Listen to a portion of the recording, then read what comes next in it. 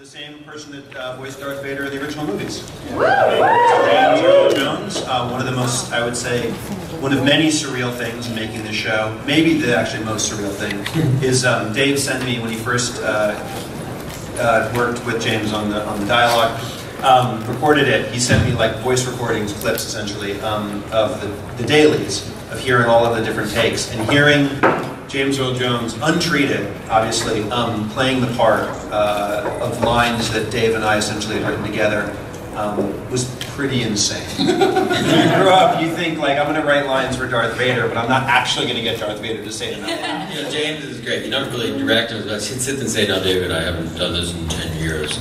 Could you remind me?" I'm like, "No, you're doing it." I feel a little bit weird moving into our kind of Empire Strikes Back era for our characters, where they're really challenged. The first year is kind of a new hope, and I mean, all their characters are going through trials of different kinds. I think also there's an automatic pressure when you do anything that has the word Star Wars in the title. So I don't know that there's sort of increased or decreased amounts of pressure. I think you always feel a responsibility. It's like writing books of the Bible. It's a flattering comparison, I have to say, as someone that grew up in animation, loving animation, a great film and a great character Disney had created. Ezra's design came about because I was sketching him on my kitchen table at home one day, which doesn't happen a lot, and my wife happened past the table, and I said, "What do you think of this?" And she was like, And I was like, "What do you mean?" And she just kept walking, and she was like, "Well, it's okay, but it looks like everything else." And this is before I changed the design, and so, you know, it kind of made me look back at a lot of different character heroes and character actors, and actually, oddly, Aladdin wasn't one of them. If anything, it was, I looked a little bit Ralph Macchio. I'll be honest with you, because, you know, it's like, what was great about this 80s actors, and... well, my God, we're not a punch! You know, yeah, exactly. So, you know, but I don't think there's any, I don't do, like, hidden Mickeys or stuff like that. It's cool for the parks, but, you know, it wouldn't be, people find those all the time, so, you know, maybe my designers put them in.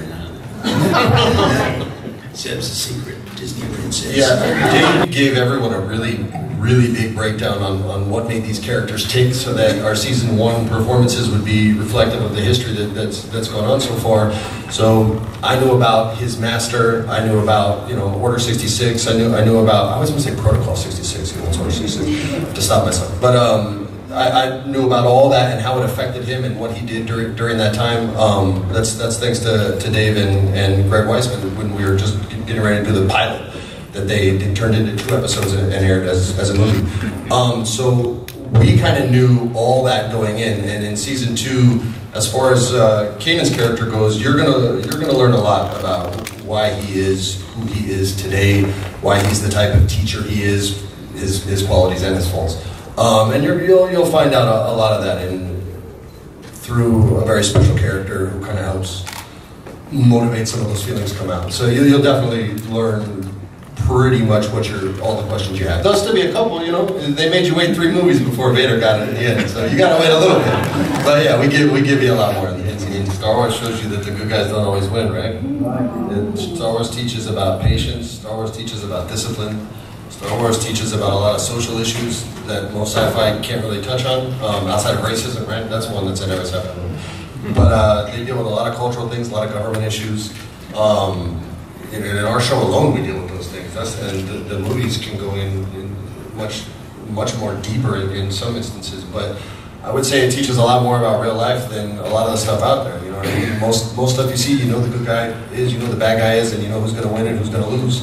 And Star Wars doesn't give that to you. That's, I think, why it was always so powerful, and not only in my mind, but most people's, is because you genuinely relate to it. It's not just, I wish I was Han Solo. You relate to Han Solo, right? You wish you were Superman, or if you're a kid, if you like DC, or you wished you were Spider-Man if you like Marvel.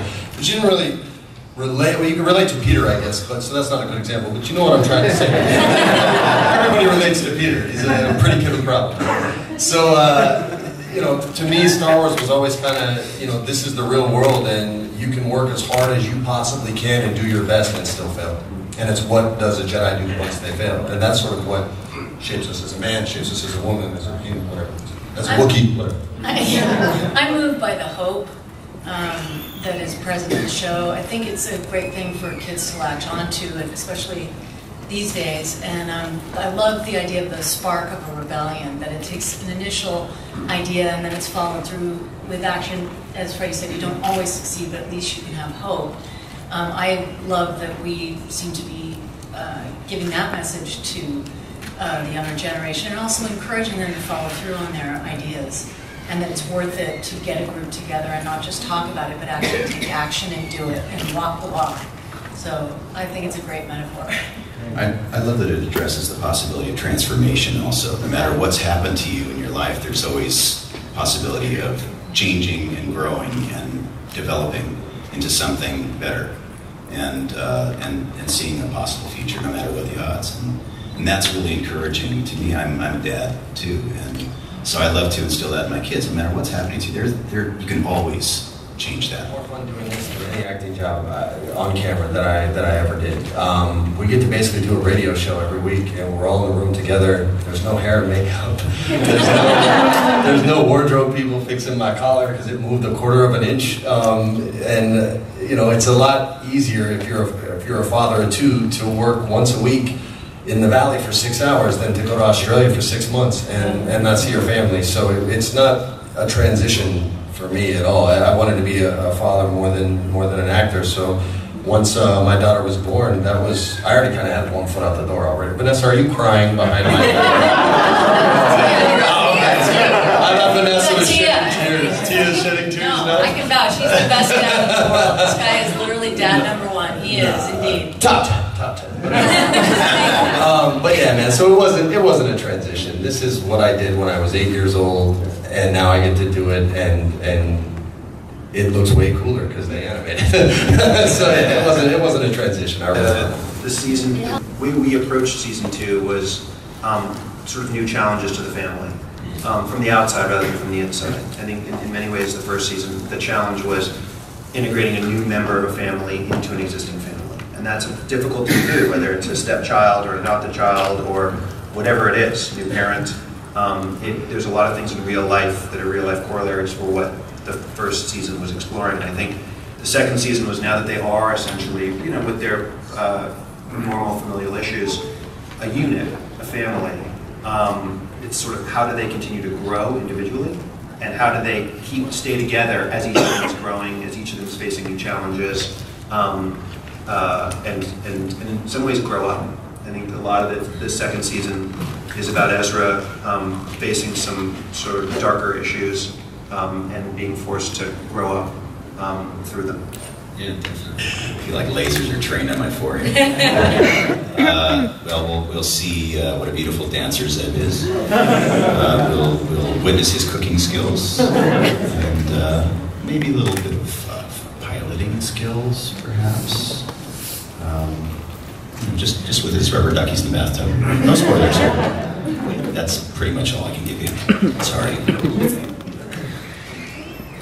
I'm going to stop if I should.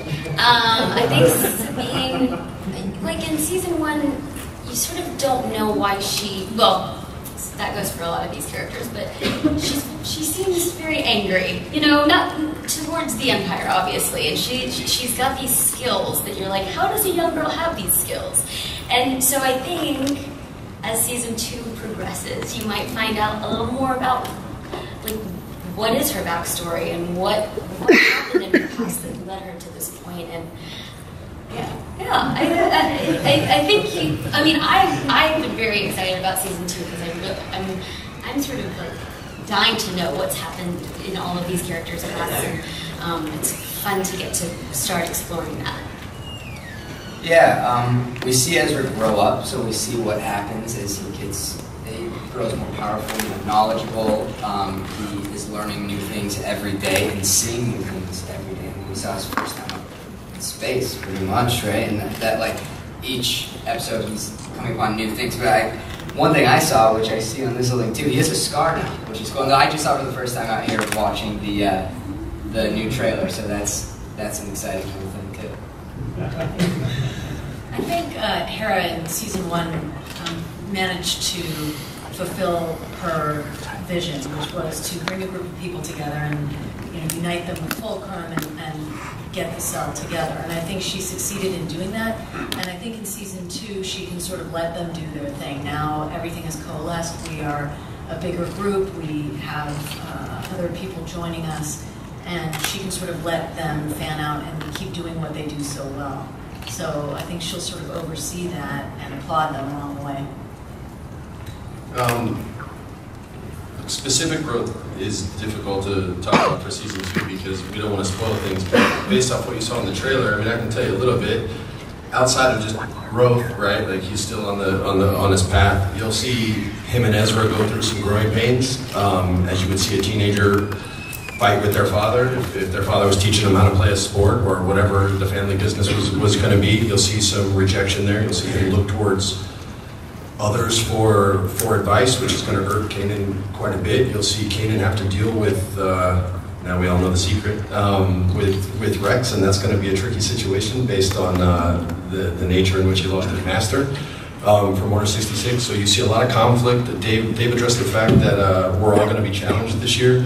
Season 1 is to establish us as a legitimate threat. Season 2 is to then see where they're at, sort of like a boxer on the way up. You give them a better fighter every single fight. You give them a couple of tomato cans to make them feel confident, and then eventually they're ready for the champ, which is Vader. Unfortunately, Vader is Mike Tyson in his prime, so I ain't Buster Douglas. You know what I'm saying? I think, yeah, what's great about that, listening to you guys and Simon's answer earlier, we work so quickly on all this, you don't often have time to sit back and look at the bigger picture. But you are so right when you say that each of the characters is really going to have to struggle with who they were and where they came from. And they'll be confronted with those pasts. And they're going to have to make a choice if they're going to deal with those past conflicts and let them go, or if they're going to let them drag them back down into who they were. And that's very true, I think, of all of us in life. And Ezra especially will be confronted with the idea that just because he's been given a great power and a great ability and wonderful skills, matching that, unfortunately, also becomes greater evil, greater darkness, malevolence, and he starts to become aware of this presence in the galaxy, which is a frightening thing. But if you truly are worthy of, being a Jedi and wielding the power of the Force, you have to learn to do that selflessly. And that's the real pressure when you get down to it on someone with the ability to use the Force, because ultimately you cannot wield it for yourself. You have to wield it for others, and that's what the Sith don't realize. So that's all within season 2. I got here, Rex wasn't really a thing at all. He wasn't a character. Neither was Honda. Neither was Ahsoka. We had to plant them and help them grow over the years. And I told Ash in the beginning, Ahsoka, Anakin having a Padawan, look out, you're going to get the brunt of this. And she hung in there, and I think really won fans over. So it was kind of an amazingly moving experience for me to have a character like Captain Rex, a clone, cheered at such a volume. And I think that shows you the real powerful thing about Star Wars and the challenge that we all have as well. I grew up with the original trilogy, and I love it. The biggest thing I learned from George over the years is create new characters, create new ground, keep it moving forward. I love the past. I'm incredibly nostalgic for it. But the best work we did on Clone Wars was always the new stuff we did that challenged us as writers to make it Star Wars and a part of the universe. And I think that now my hope is that, in another decade, I'll still be this, and, I don't know which of you will still be alive. Whoever it is that's crawling on, whoever it is that makes it into the next thing, bravo, and whoever doesn't make it, well, I can't tell you. If I said a name, you'd be like, oh, that person survived. So I forgot myself there. But that was a great moment. I wash your car every day, dude. I forget what year, but it might have been the second year I was at Lucasfilm. And I would spend a lot of time with George in editorial, and he would be teaching me the way that he cut Star Wars. That has so much to do with the way the films feel, the way the footage is cut together and moved around. And he used to tell me all the time, he's like, I'm teaching this stuff so that when I'm gone, it will still carry on the way I want it to.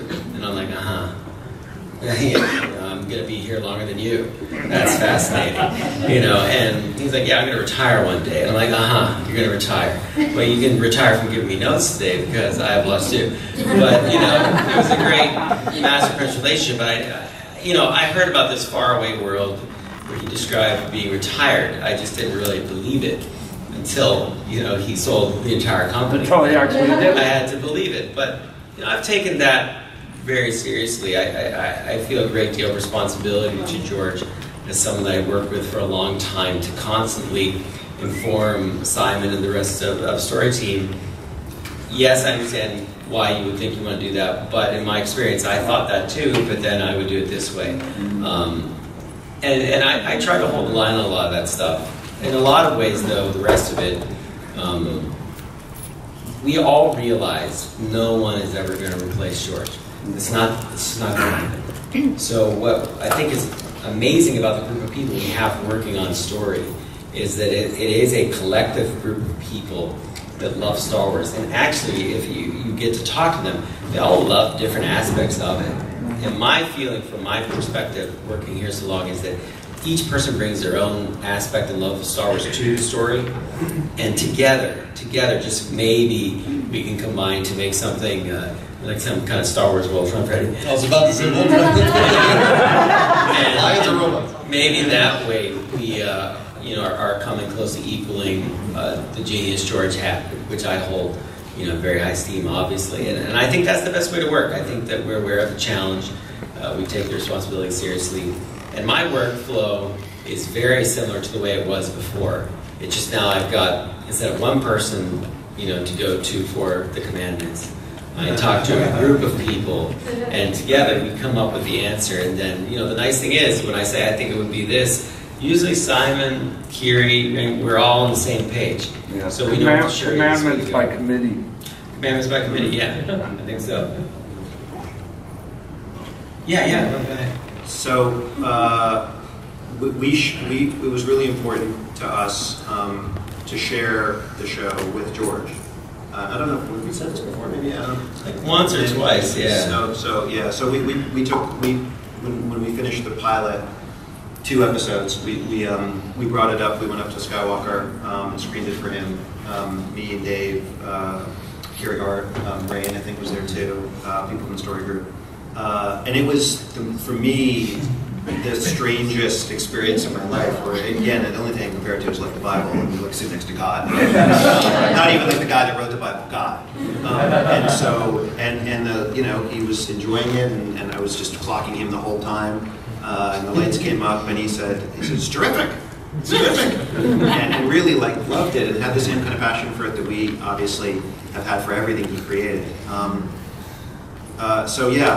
What Dave's saying is 100% right, and I having worked on all the different movies too, in different capacities, it's the same process. It's the same respect, love, adoration for what George created, and trying to sort of speak in his voice. Mm-hmm. I think very much that's what the different filmmakers who all have their own visions and own voices grew up on his voice, and that is the singular text for all of us across the board that made us want to be filmmakers.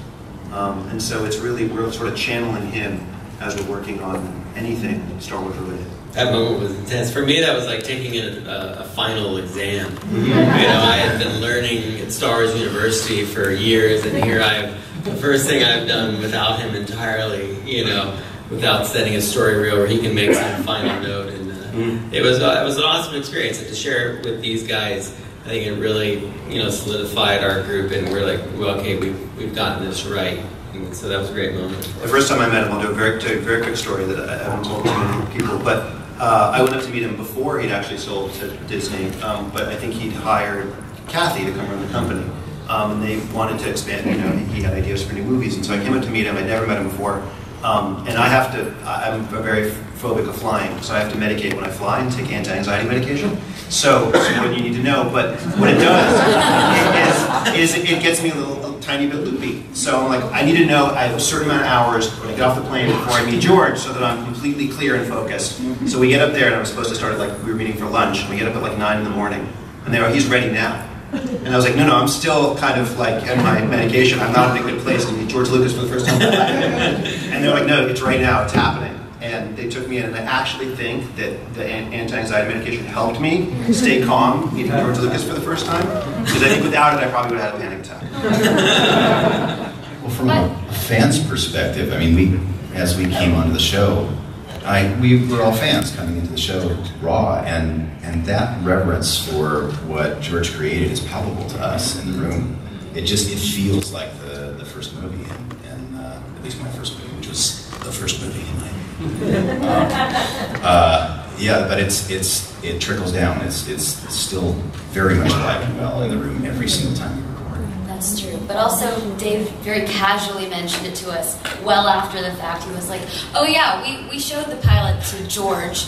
Oh, he loved it. We were like, George has seen the pilot? What are you saying to us right now? It's like, no big deal. Yeah, he thought it was great. Oh my God. To Tiya and Simon, George is God, and then to dorks like Dave and I, he's Voltron.